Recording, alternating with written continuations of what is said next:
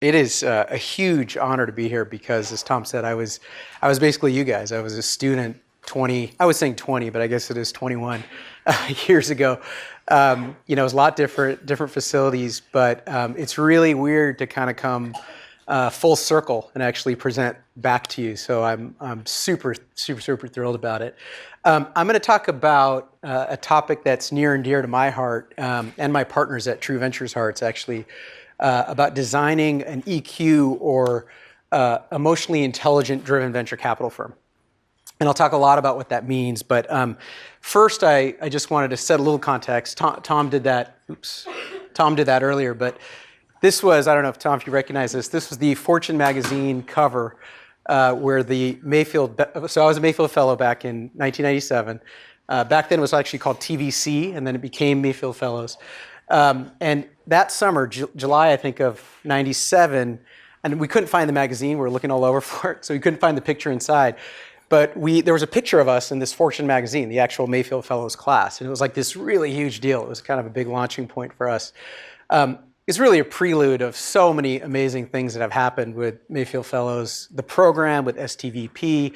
And one thing I'll say to you is, for me, that was my complete introduction to technology, to entrepreneurship, to Silicon Valley. It was really the springboard for basically my entire career. So I would say you should consider yourselves very lucky, take advantage of this opportunity. It's a huge deal. The relationships I made back then are still relationships I have today. So the one thing I'll say is this Ferrari is a really bad image. This was back then.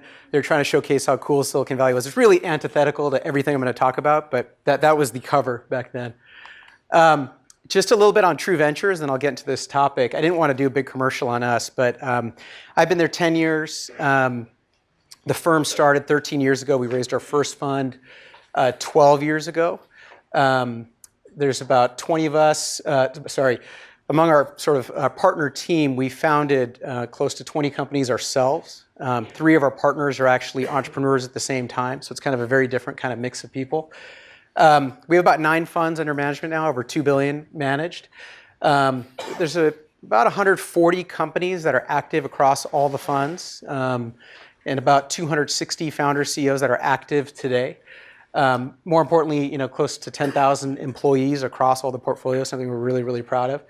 And one thing we like to say, and I'm going to talk a lot about our culture, but we like to say we like to start small, but we don't think small. So the strategy has not changed. Essentially what we do is we invest a little bit of money at that early stage, usually $1 to $2 to $3 million, and then we stay throughout that company's life. But when we start, companies are super raw, super early, just really visions and stories, right? And so that's where we tend to play, and that'll come into more context as we go. So getting into the topic a little bit, this is a picture of Doug Song. I don't know if you recognize him, but Doug Song is the founder and CEO of Duo Security. So we've been humbled recently by some of the success we've had. In the last year, you may have heard of Ring, which sold to Amazon. We were the first investors there. We were the first investors in Duo Security, which just sold to Cisco for over $2 billion. But this is that image of like, hey, yeah, I did it, right? And if you read most of TechCrunch, most of articles, they're all great publications, but it's all about the success, right? It's all about, here's this next fund that's raised $1 bajillion. Here's this company that's raised $20-30 million, or actually not even 20. That's small, right? Hundreds of millions of dollars, right? So it's all about this beautiful, great success, and it's good. We should celebrate that success. There's no question about it. But the reality is, and this is what I kind of live every day as a venture capitalist, is it's like this, right? If you look from point A to point B, where a company starts to where it exits, it's up and down, and it is crazy. There's all kinds of really tough decisions that happen in this process around your leadership team, products, your burn rate. There's several crises along the way, I can tell you that right now.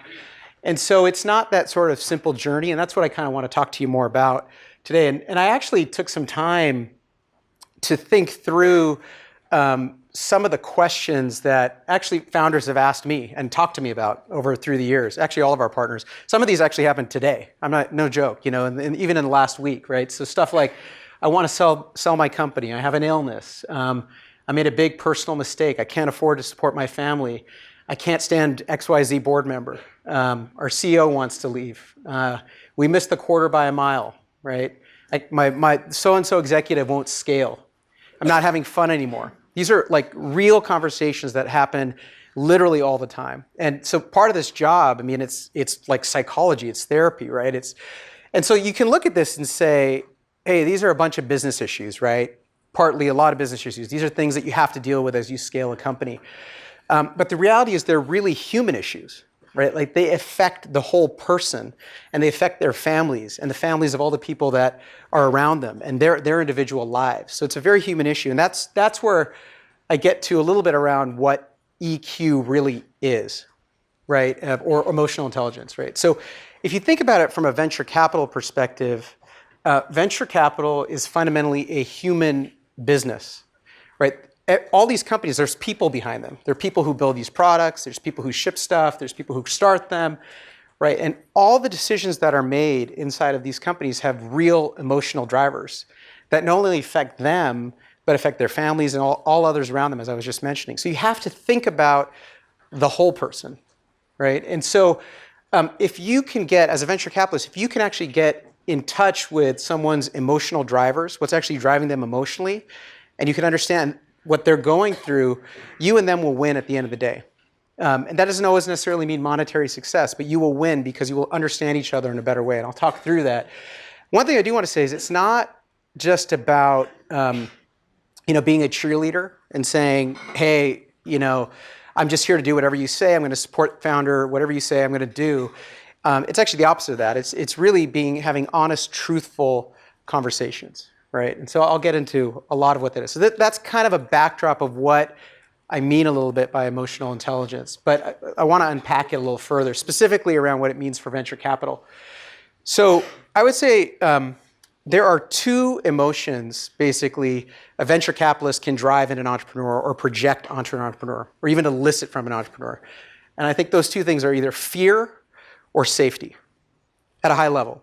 So fear, if you project fear onto an entrepreneur, it's pretty dangerous because you're living in a world of really imperfect information.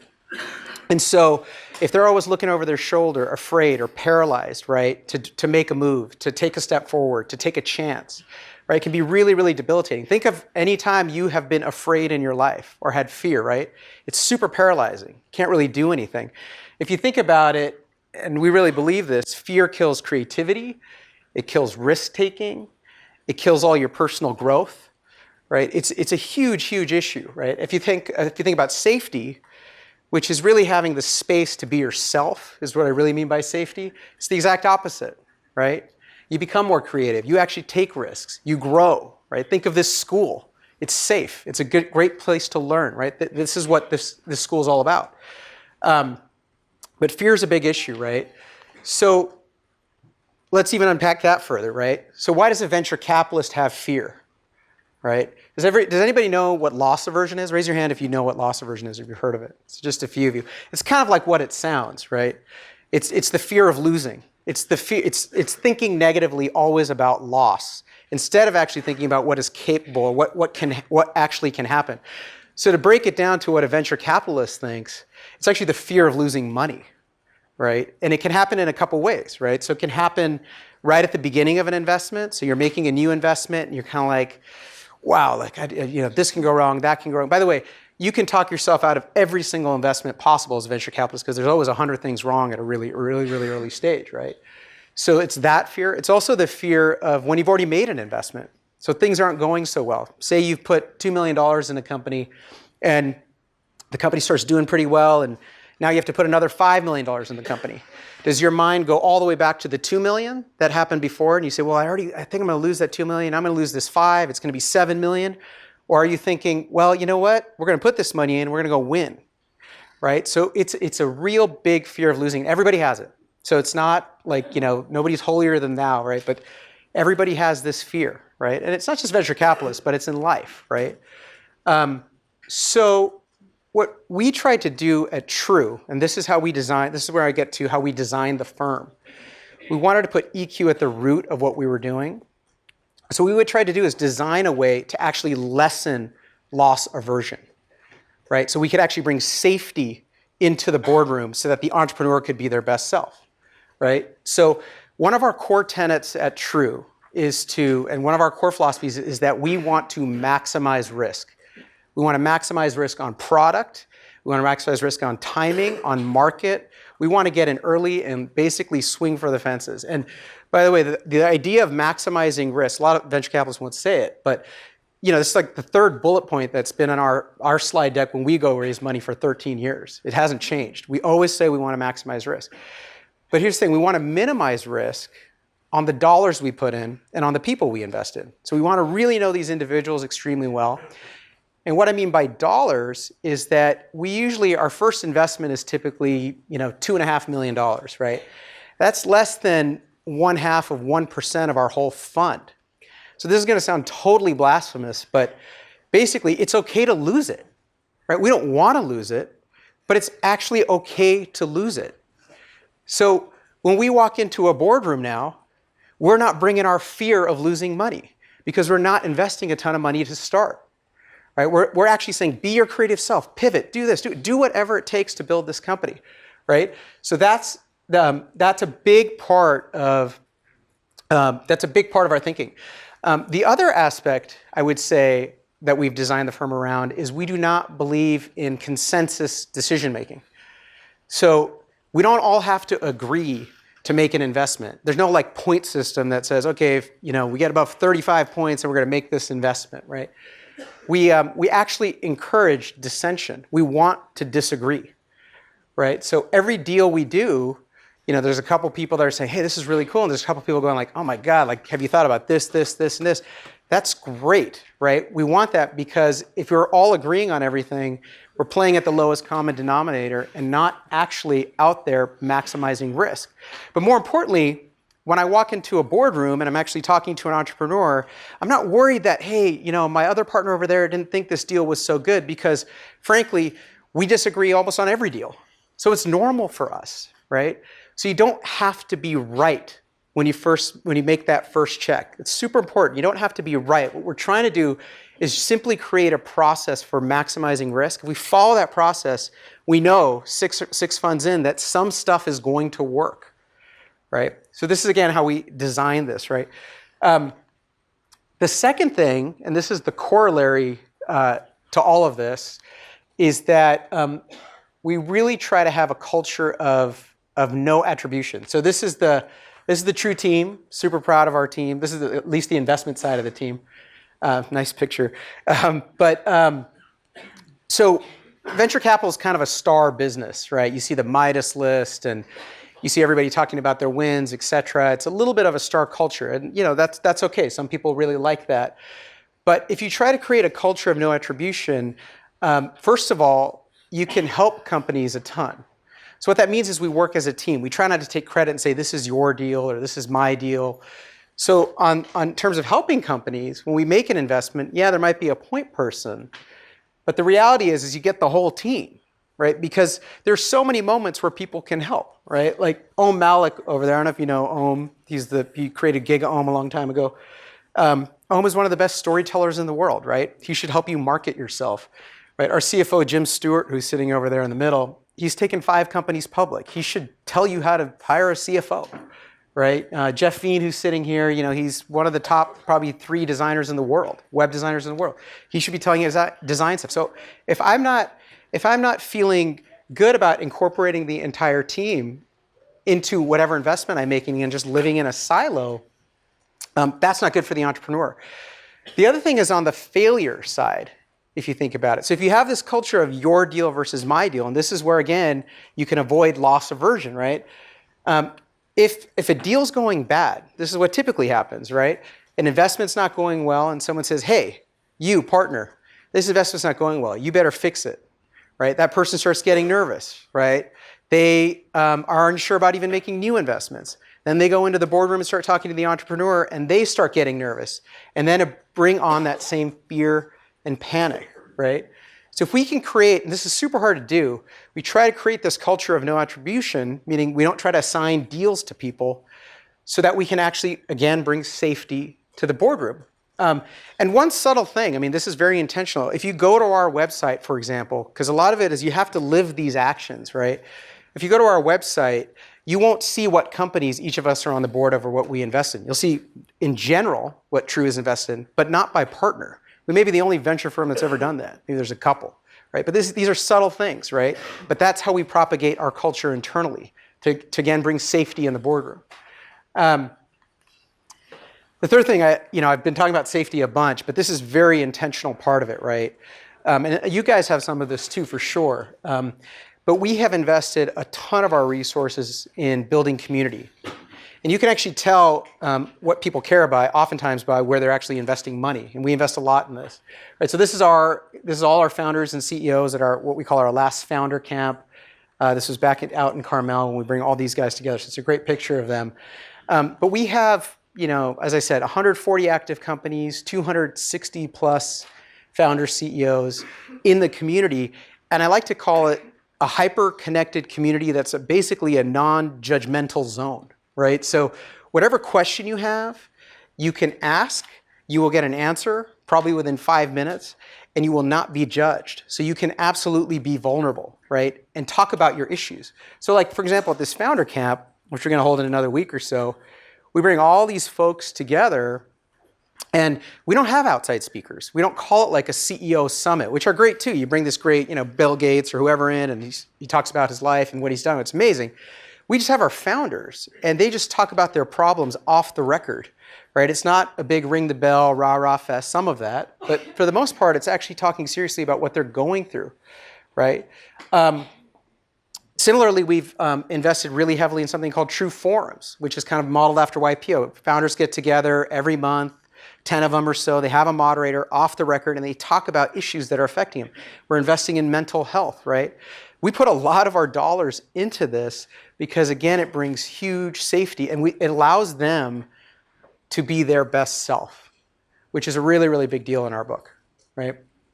So hopefully this stuff is not completely glossing over your head and kind of too up in the sky. I mean, this is how we have designed the firm. So I thought what I'd do is actually walk through some very real life scenarios and how we reacted in those scenarios, right? And by the way, this is not black and white. There's a lot of shades of gray. This is hard to figure out. I've anonymized all of it, so I really hope I do not get in trouble. But I thought we could bring this to you. So here's the first scenario, right? So this really happened. So a CEO calls the day of the financing. So when we actually wire the money. So when we invest, we do a term sheet, we sign it. Usually the lawyers work for a month, you close it, and then what happens is there's actually a day where you wire the money from your bank account into their bank account. So that's this day, the day of the wire. We wired, I think in this case, it was $5 million. So it was about double what we normally do. So it was a big check for us, okay? And the CEO calls with some bad news. And the CEO says, hey, I have cancer, right? It's very serious. He's not sure how long he has to live. It's devastating. He didn't know. He had just been getting tests in that past week. And so, on the one hand, you're sitting there and you're like, this is horrific. Like, what do we do? So on one hand, it's material, new information. Big reason why we invested was this individual, right? We invest behind these people who take us, and basically 75% of the reason we invested was because of that person. But now that person is telling us he's not going to be able to work in this company, right? And it's a very serious issue for him and his family. So the question is, what do you do, right? And I'll give you a few options. I'll see what you guys pick, right? So one is you sort of say gracefully, hey, like, you need to go take care of yourself. We need to take the money back because, this is solely different from what we invest in. But, please take care of yourself. We're so sorry, but go do that. The second option is I would say, just give the money and go for it, right? And I would say a third option, I'll give you a third out, which is I don't know, okay? So how many of you would do A? It's probably a third of you, I think. How many of you would do B? It's a little more. How many of you don't know? C. Okay, a bunch of you. It's pretty interesting. It's like almost divided evenly, right? These are hard things, right? So I'll tell you what we did. On the spot, we said, take the money. It's yours. Don't even worry about it. don't think about it. Go take care of yourself and your family. And the reason is because if you think about our values, right, it's about thinking about the whole person. By the way, there were like 15 other people in the company, right? It was a moment for everybody where everybody had to step up, including us. And so we said, go do what you need to do. We're all going to step up. There's too many families who are at stake here who are involved in this. Let's go make this happen. So we didn't hesitate. We gave the money. The company's actually doing well, and he's actually doing a lot better. We don't know what the outcome's going to be, but we've all kind of stepped up and done it, right? But as you can see, like it's not, none of this stuff is a no-brainer, right? As you think about it. So this is an interesting one. Okay, so we invested a small amount of money in a company. This is a little different for us. Usually we lead around. And then the company pivoted into a different direction that we felt was counter to what we believe in. So it became this kind of anonymous chat app at that time. And by the way, it was taking off. It was growing like crazy. The founders said, hey, this is the direction we want to go. The problem was that a byproduct of it was there was some bullying going on in it. These anonymous chat apps aren't necessarily the best places for like high schoolers to hang out. So, we sat down and said, what do we do? Like, we don't really have a lot of influence here, but this is really kind of counter to our value system. Like, we don't believe in this. Like, we want to fund companies that make impact. That's part of one of our core values. So, like, part of EQ is thinking about your value system and living your value system. So what we did was we called the founders up in a very open way. We said, look, we respect what you're doing, but we don't think this makes sense for us. So what we did was he said, you can have all our stock back for $1. So we just sold it all back to him for $1. Gave it back, which is pretty crazy.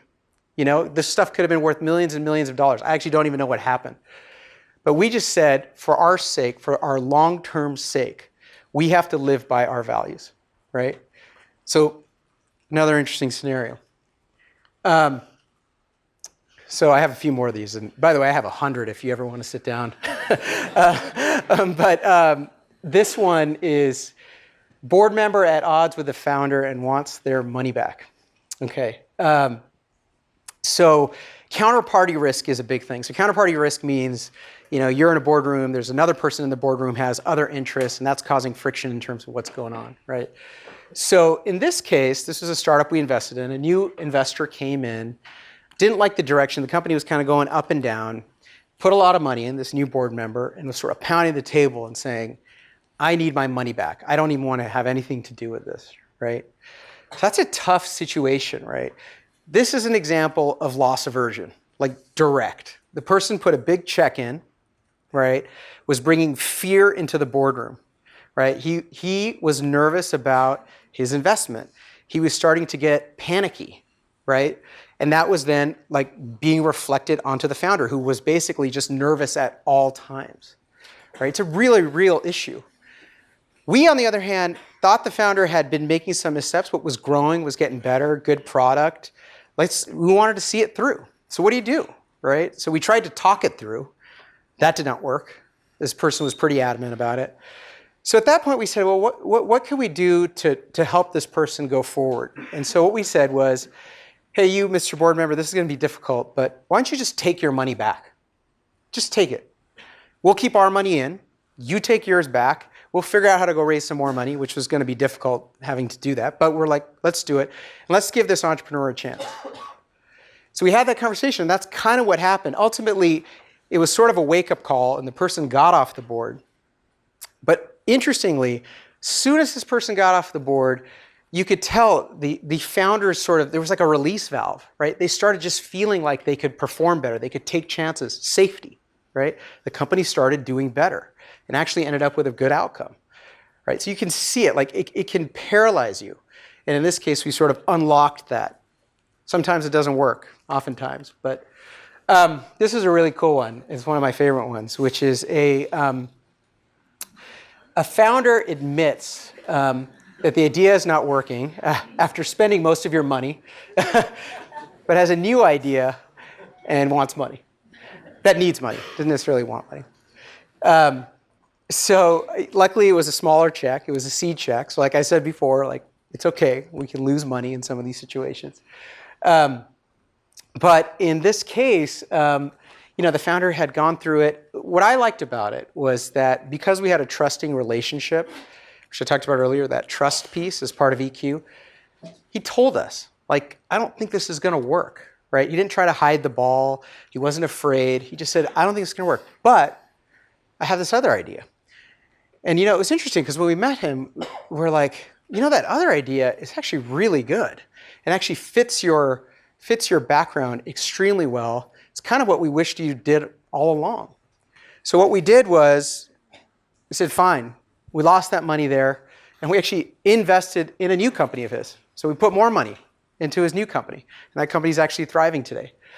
But I sort of added this interlude. So we've had 23 repeat founders now in our history, right? And a lot of them actually didn't necessarily succeed the first time because there's a lot of factors that are, frankly, completely out of your control when you invest all the time. But we actually believed in the person.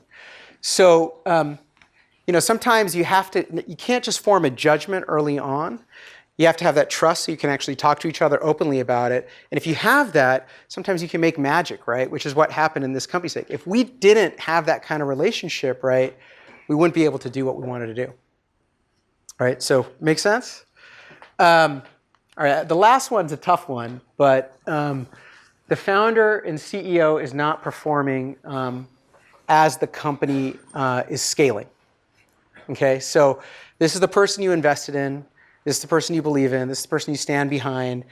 But the company is not performing, right? And I talked a little bit about this earlier, right? EQ does not mean hiding from the hard conversations. It's the exact opposite. It means going toward these hard conversations, right? So in this case, we sat down with the founder, and we were very open about it. And we said, hey, look, like, you've built an amazing company, but going forward, it's not really working right now, right? So are you feeling the same thing, right? And interestingly, in this case, the founder knew it too. More often than not, the founder or the individual is feeling the exact same thing. So again, it was kind of a release valve for that person. And what we decided to do was say, let's look for a CEO. Here, you take this position. We'll actually look for this person together, and let's see if we can build this company in a little bit differently, right? But these conversations come up all the time. And the best way to handle it from an EQ perspective is to actually have trust and be open about it. But you can't do it unless you create that safety net to start, right? So that's sort of my last scenario there. So if you think about this, I've been talking a lot about how we kind of designed True and how we built the firm the way we did. The question is, what does it mean, for all of you, right? You're sitting here kind of going like, what does this mean for my day-to-day life, right? And a lot of you are undergrads, as I understand it. When I was sitting in your spot, I probably didn't really appreciate this the way I do now. And I would say, hopefully out of this talk, sort of the number one thing, at least you gain out of it, is that EQ matters a lot. A lot of you are going to your classes, you want to succeed, you're Stanford students, you want to get great grades, you want to go do the next job. But EQ is maybe the most important thing. It just really is. In your personal life, in your professional life, it will matter a ton. The second thing I would say is around living your values. So, have a value system, develop a value system. And I would say design your life or your job or whatever it is to have these values, right? Just as True, for example, we consciously said we're going to build True so that we can have these values, and it will allow us to be our best selves in a lot of ways and have these values that I just described, all this stuff. You can't do it unless the firm is designed that way, right? I would say the same thing for you guys. If you start a company, if you're an employee at a company, if you manage a team at a company, in your personal life, think about your value system and how you're going to design your life to adhere to these values and live these values, right? And I try to do that every day. It's super hard, but we try to do it every day. And the other piece, the last piece I would say is don't compromise. So, I think don't listen to any advice that basically says, you can't have a high EQ and have a great bottom line, I don't believe that at all. In fact, I think the two are deeply intertwined, right? And by the way, it may not look that way oftentimes in the short term, but it's absolutely true in the long term. So try to keep the two absolutely together, intertwined together, and just try not to compromise. I know there's going to be moments in your life where you're going to be tested. I just guarantee it. It's super hard, but that's what I would leave you with. So that's all I had today.